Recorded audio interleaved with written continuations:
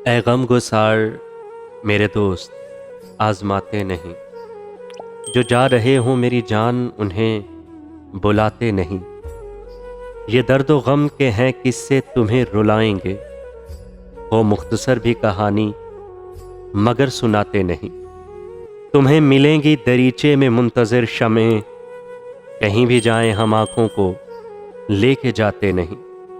सुने बहार ये दस्तक तेरी लहू होगी, ना घर पे कोई अगर हो तो खटखटाते नहीं। तबीब मेरा ये कहता है मैं हवा बदलूं, कोई बताए कि बदलाओ रास आते नहीं।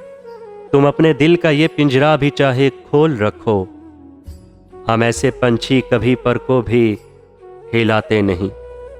मैं जाग जाती हूँ पर आँख खुल नहीं पाती, मगर ये बात मेरे दोस्त क्यों बताते नहीं।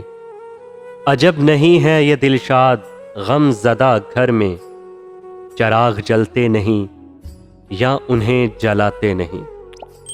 जो जा रहे हो मेरी जान उन्हें बुलाते नहीं।